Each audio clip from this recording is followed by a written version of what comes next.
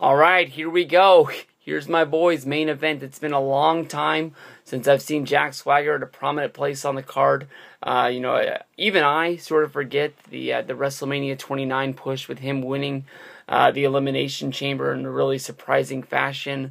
Him going on and, getting the pot arrest, which led to him not being able to win the championship at WrestleMania 29, which a lot of people thought was rumored to be, embarrassing the company. And, he was supposed to go on, defeat Alberto Del Rio, and then Del Rio in a series of matches was going to beat Swagger to win his championship back in order to, make him more of a Mexican-American style hero, to put him over, becoming the new Rey Mysterio, a face that they've been trying to, replace for a good long time. I don't even know where Rey Mysterio is right now. Some people say he's injured. I don't even remember the spot he would have got injured in. I just know that he wasn't at, WrestleMania, which was sort of a surprise.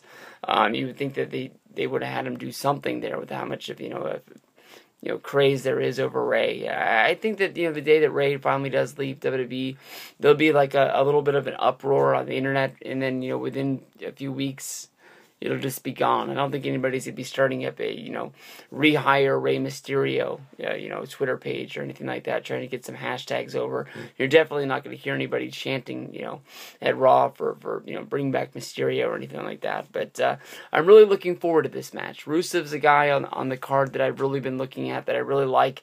He's that 80s style of wrestler that we haven't seen in a good long little while. Guy just gets into the ring, brawls around, and, he knows how to wear you down. Some of his matches people think is boring, with him grabbing, nerve holds and, screwing people up like that. But, it's the wrestling style that I grew up on. Not everybody needs to be, running up to the top rope and jumping off the top rope 3 or 4 times during a match. Not everybody, needs to be taking those sort of high spots. Just keep it in the ring, keep it on the floor, and just, wear people down to the point that, you Russo crush. Swagger, we, the people, is a guy that I've really been behind for a long time. I really do like Jack, and I think everybody knows that who watches my videos along the way. I don't think this is, him, putting that flag in the ground and climbing up to the top of the WWE again. I do believe before it's all said and done, Swagger will sit atop of the WWE.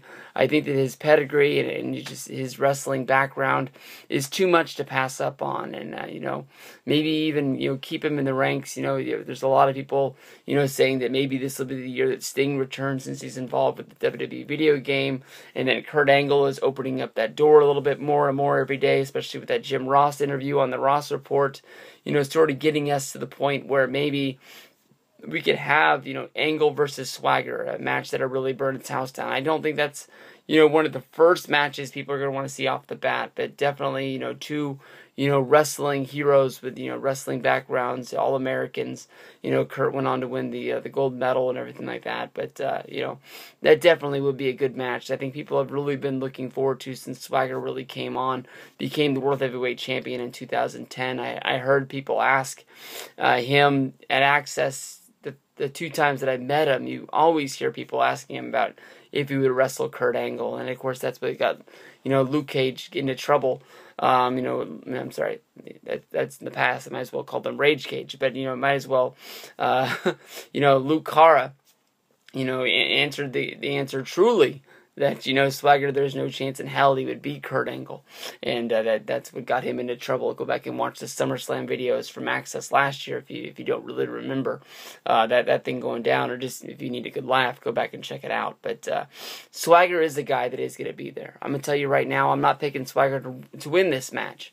I do think this would be a good match, for Rusev to have, and much like how he fought Big E twice, I think that this would be a great match to bring back for SummerSlam.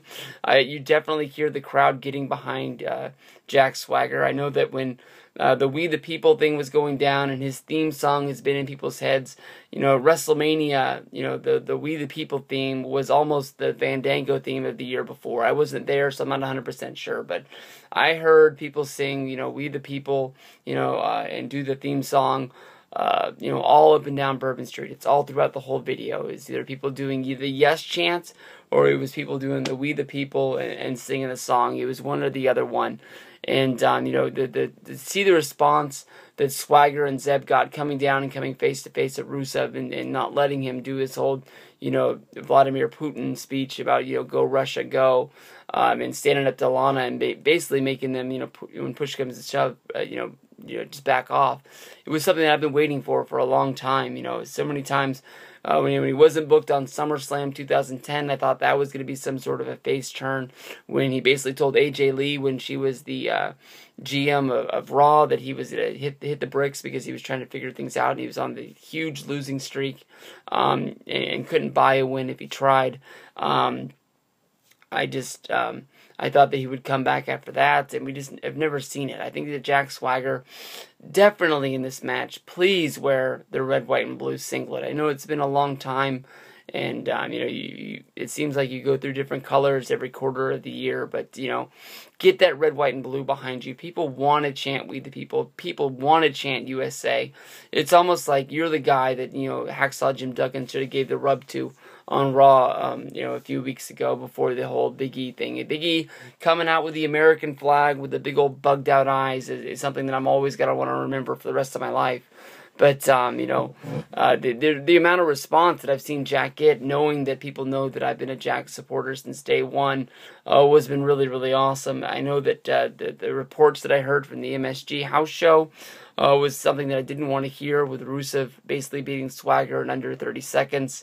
I think that, you know, Swagger's more over with the crowds these days, with the WWE Universe, that I think that a lot of people out there have really expected. So I think that's why he got to have the upper hand during the debate on Raw, and then also getting the ankle lock slapped in off of the Rusev kick, and basically making Rusev limp off to the back was awesome. I don't think Jack's going to win this match, but I am going to be behind him, and I am going to be, when he slaps that ankle lock on, I will be pounding on the table, yelling at Rusev to tap out, and you getting ready to wave that American flag for a Swagger victory, but it's just not something that I want to put money on. So I'm going to pick Rusev to win this one. Hopefully we'll be able to see Jack have a rematch, and I'll be able to cheer his ass on at WrestleMania. I've been to SummerSlam, 2010, 2011, 2012, 13, and I've never been able to see him wrestle at SummerSlam. He's always sort of been left off of the card, and this is the year that I'm really hoping to see him do it, and hopefully be able to bring a win home for the USA. Tons of fireworks, the Daniel Bryan confetti, red, white, and blue all over it. People just leave the arenas because there's no need to see anything after that. They'll forget all about Cena versus Lesnar. It's all, USA, beat Russia, the commies are dead, and we'll go on from there. Peace out, everybody. See you in the next video.